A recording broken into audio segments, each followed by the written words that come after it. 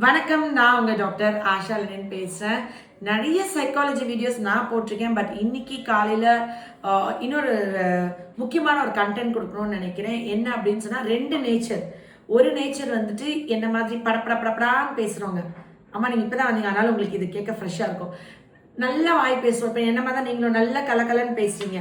நம்மள மாதிரி நல்லா பேசுகிற ஒரு டைப் இருக்கும், அமைதியான ஒரு கேட்டகரி இருக்கும். ரெண்டு கேட்டகரி தான் மனிதர்கள். இதில் ரொம்ப படப்படன்னு ரொம்ப நிறைய பேசுகிறவங்கள வந்து ரெண்டு எக்ஸ்ட்ரீம் இருக்குது. அதாவது என்ன பேசுகிறோன்னு தெரிஞ்சு கண்டென்ட் வச்சு பேசுகிற ஒருத்தவங்க. அவங்க வந்துட்டு எப்படின்னா, யாராவது ஒருத்தவங்க பேசினாலோ புத்தி சொன்னாலோ ஒரு குழந்தை சொன்னாலோ கேட்பாங்க, கேட்டு தன்னை மாற்றிக்கிற குணமாக இருக்கும்.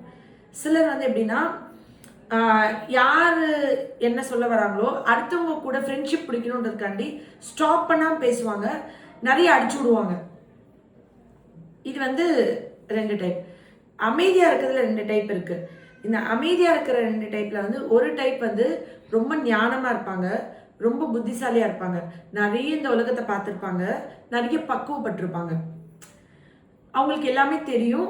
ஆனால் எங்கே இடம் பொருள் ஏவல் தெரியும். மெச்சூர்டாக இருப்பாங்க, பேச வேண்டிய இடத்துல பேசுவாங்க, ஞானமாக பேசுவாங்க. அவங்க எனர்ஜியை பெருசாக வேஸ்ட் பண்ண மாட்டாங்க.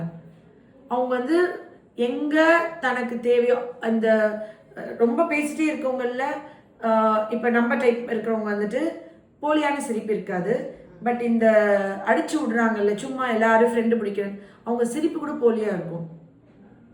அவங்க வந்துட்டு நம்ம பழகிறது வந்து ரொம்ப டஃப். ஏன்னா நம்ம கூட ரொம்ப நம்மளை பற்றி பேசுவாங்க, நம்ம எப்படி போனோன்னே நம்மளை பற்றி இன்னொருத்தங்கிட்ட பேசுவாங்க.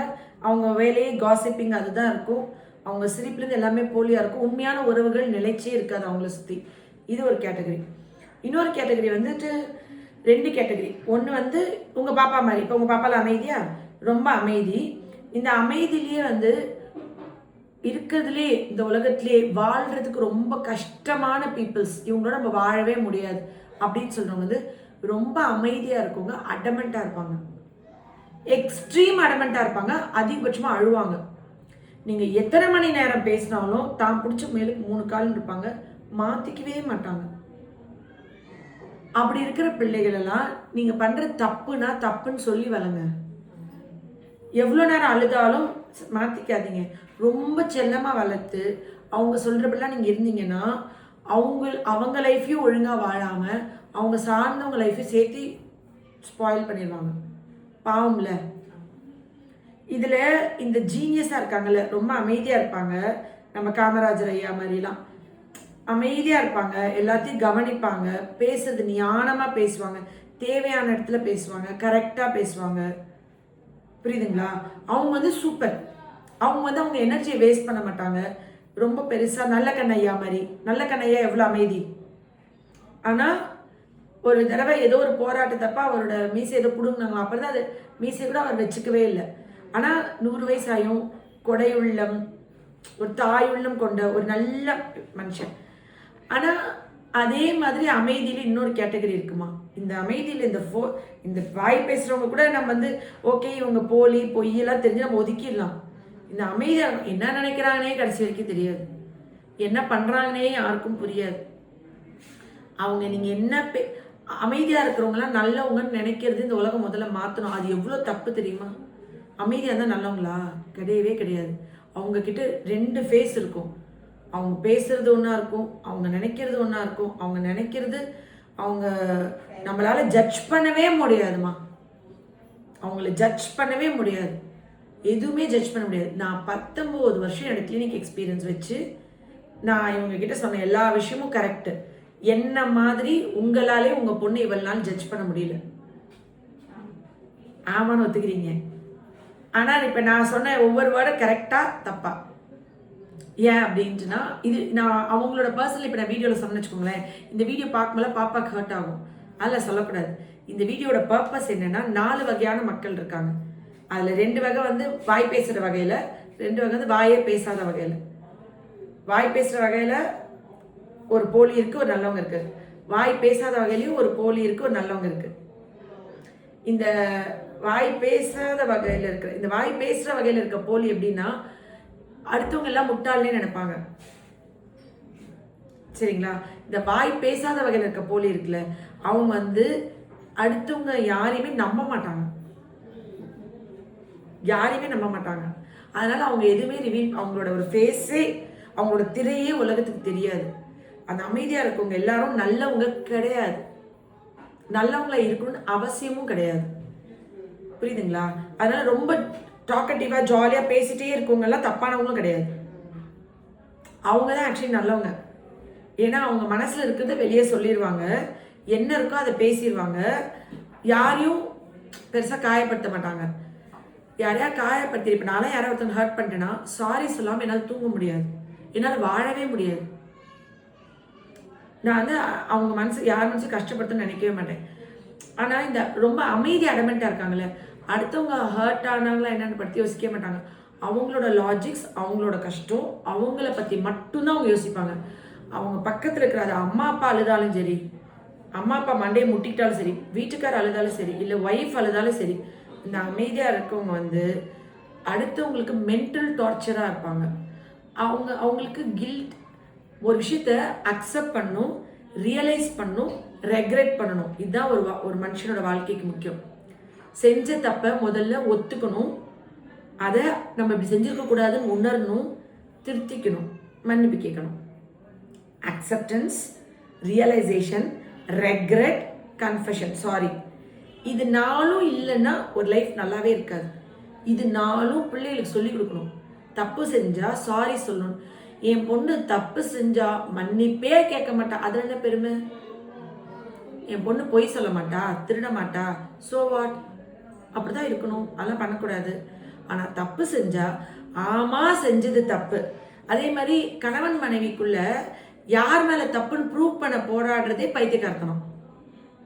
ஹஸ்பண்டு உன் மேல்தான் தப்பு அப்படின்னு 4 நாள் ஒய்ஃப்ட பேசாம இருந்தா முட்டாள். ஒய்ஃபு உன் மேல்தான் தப்பு அப்படின்னு 4 நாள் பேசாம இருந்தா ஒய்ஃப் முட்டாள். கணவன் மனைவிக்குள்ள யார் யாரை ஜெயிக்கணும்? நம்ம என்ன கோமாளியா இருக்கும்? நான்லாம் ஒரு லட்டுக்குட்டி இந்த டைம்ல லெனின் தாக்கப்பட்டார் அப்படின்னு இந்த உலகம் பேசினா கூட நீங்க ஃபீல் பண்ணாங்க லட்டு. நான்லாம் வந்து எனக்கும் லெனின் சண்டை வந்துச்சுன்னா 1000 கோடி தடவை சண்டை வந்தப்பையும் எல்லா தடவையும் லட்டு சாரி, என் மேல தான் தப்பு, நான் திருத்திக்கிறேன், மாத்திக்கிறேன், என்னை மன்னிச்சிருங்க, இனிமேல் அப்படி பண்ண மாட்டேன், நான் உங்களுக்கு பிடிச்ச மாதிரி நடந்துக்குவேன் அப்படின்னு சொல்லிடுவேன். என் மேல தப்பே இல்லாத 1000 தடவையும். இல்லைன்னா இந்த மனசாட்சி இல்லாததா? அவருக்கு ஒரு நாள் புரியும் இல்லை நம்ம செய்ய தப்பு இல்லையா, ஆஷா விட்டு கொடுத்து வரான்னு. அதுல என்ன குறைஞ்சு போயிட போறோம்? என்ன அவருக்கு என்ன சுயநினைவே இல்லாம இந்த விஷயம் என்ன விஷயம் நினைச்சுன்னு யோசிக்காம இருப்பாங்க. இப்பெல்லாம் நான் சாரி கேட்குற சான்ஸே இல்லைன்னு கொடுக்கறதுல. 2001 லவ் பண்றேன், 2025 முடிஞ்சு 26, இந்த 2026 மே மாசம் வந்துச்சுன்னா 25 இயர்ஸ் லவ் லைஃப் முடிய போகுது. ஆனால் எல்லா தடவையும் நான் தோற்று போவேன். அது நான் தோக்கல, என் காதலில் நான் ஜெயிச்சிட்டேன். ஒரு கணவன் மனைவி 20-25 வருஷம் வாழ்ந்துட்டு ஒய்ஃப் ஒரு தப்பு பண்ணிட்டான்னு இப்போ ரீசெண்டாக 2 நாள் முன்னாடிமா ஒய்ஃப் ஏதோ ஒரு விஷயத்த பையன் லவ் பண்ணுற விஷயத்த சொல்லலைன்னு ஒரு அப்பா வந்து அவரோட 65 வயசுல பொண்டாட்டி பிள்ளையில விட்டுட்டு போய் நிலத்துல கோச்சிட்டு தங்கிட்டு இருக்கான் தனியா. அந்த மனுஷனோட நம்ம 50 வருஷம் வாழ்ந்து என்ன பிரயோஜனம்? கடக்கட்டும் அப்படின்ட்டு நான் அதுக்குள்ள ஒரு லவ் ஃப்ரெண்ட்ஷிப் வரணும்ல. அவர் ஒரு வேளை குடும்பம் தான் வாழ்க்கைன்னு வாழ்ந்துருக்கலாம். அவர் வந்து இதை மறைச்சது அவருக்கு நியாயமா தெரியலாம். இப்போ இந்த அம்மா போய் காலில் வந்து மன்னிப்பு கேட்டு கூட்டிட்டு வந்துடணும், அவராது இறக்கப்பட்டு மன்னிச்சு வரணும். இது இல்லாமல் அந்த ஈகோ இருக்கிறவங்களோட லைஃப் வந்து என்னைக்கும் 4 பேர் பார்த்து என்ன காசு பணம் சம்பாதிச்சு என்ன பிரயோஜனம், என்ன வாழ்ந்தாங்க, இப்படி போய் பிரிஞ்சு கிடக்குதுங்க அப்படின்னு கமெண்ட் தான் பண்ணுவாங்க. முன்னாடி வந்து ஐயோ அண்ணே நீ இப்படி கஷ்டப்படுறேனேன்னு பேசுறது கூட பொய் தான். உண்மையான உறவுகளாக இருந்தா என்ன உனக்கு ஈகோ? பொண்டாட்டி பிள்ளைங்கிட்ட இருந்து எதுக்கு தனியாக இப்படி பிரம்மச்சாரியமாக உட்காந்து கிடக்குற? போய் பிள்ளையோட புருஷனோட வாழு, சாமியாரா போயிருக்கணும். அப்ப நீ அவளை வீம்பு பிடிக்கணும், போய் வாழு அப்படின்னு சொல்றதுக்கு இல்லாத உறவுகள்லாம் பொய்யான உறவுகள். அவங்க 2 பேரும் பிரிச்சு இவங்க கிட்ட இருந்து கொஞ்சம் ஆதாயம் எதிர்பார்த்துக்கிறாங்க. பிரிஞ்சு இருக்கும்போது அப்படி போய் தப்பா சொல்ற அக்கா தங்கச்சிலாம் அவங்க கிட்ட வாங்கி சாப்பிட்றாங்கன்னு அர்த்தம். அந்த பெரியவர்கிட்ட இருந்து நல்ல ஒருத்தவங்களா இருந்தா அந்த பிரிஞ்சு இருக்கிறவங்க கிட்ட இருந்து 2 ரூபா வாங்கி சாப்பிடக்கூடாது. அதெல்லாம் பாவக்காசு. போய் பொண்டாட்டி பிள்ளையோட சேர்ந்துருப்போ அப்படின்னு சொல்லணும். அப்படி போய் சேர்ந்துலாம் நீ எனக்கு கூட சோறு போட தேவையில்லை, நீ உன் சொந்த பிள்ளையும் பெத்த பிள்ளையும் பொண்டாட்டியுமே வேணான்னு ஒதுக்கி இருக்கவளுக்கு நான் ஏமாத்திரம், நீ என்கிட்ட மட்டும் இப்படி உண்மையான அன்பு இருப்ப அப்படின்னு 4 பேர் கேட்டால் அவங்க போயிடுவாங்கல்ல. அதானே உண்மை. எல்லாத்துலேயுமே இந்த பிரபஞ்சத்தை எல்லாருமே ரொம்ப அலட்சியமாக எடுத்துக்கிறாங்க. என்னெல்லாம் இவங்க பண்ணுறாங்களோ ஒவ்வொரு நிமிஷமும் இவங்க பஞ்சபூதங்கள் சாட்சி சுவாசிக்கிற அவங்க காற்று, அவங்க வயிற்றில் இருக்கிற செரிமான அந்த வாயுவிலேருந்து, அந்த அக்னியிலேருந்து, டைஜஷன்லேருந்து, இந்த உடம்புல ஓடுற ரத்தம், நீர்லேருந்து எல்லாமே பஞ்சபூதங்களால் ஆனதான் உடம்பு. இந்த பஞ்சபூதங்களுக்கு தெரியும், அதுவே நம்மளை மன்னிக்காதே. புரியுதுங்களா? அது நம்மளை மன்னிக்காது. ஒரு கணவன் மனைவியில அடிச்சு துன்புறுத்துறதை விட வயலன்ஸ் வந்து பேசாம இருக்கிறது. 2 அறை அடிச்சுட்டார் ஹஸ்பண்ட் அப்படின்னோடனே 2 அடி அடிச்ச உடனே கோவத்துல உடனே ஒய்ஃப் பயங்கரமா அழுதோடனே கட்டி பிடிக்கிறாங்கல்ல, அதெல்லாம் லவ். அதெல்லாம் எக்ஸ்ட்ரீம் லவ்.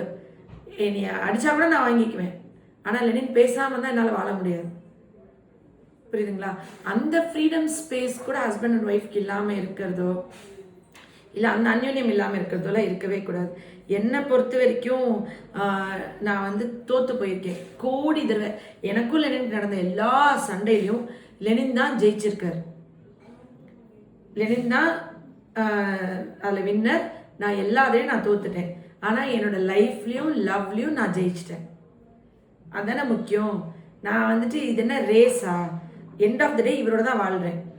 நான் வந்து நான் சொல்வேம்மா, இந்த பஞ்சபூதங்கள் சாட்சியா, இந்த இயற்கை பிரபஞ்சம் சாட்சியா நான் சொல்வேன், நான் வந்து என்னுடைய கனவுல கூட என்னைக்கு லெனின்ல லவ் பண்ணணும், அந்த 2001 இந்த 2025 நிமிஷம் வரைக்கும் என் கனவுல கூட இச்சையோட ஒரு ஆண்மகனை பார்த்து இவன் அழகா இருக்கானே நான் பார்த்ததில்ல.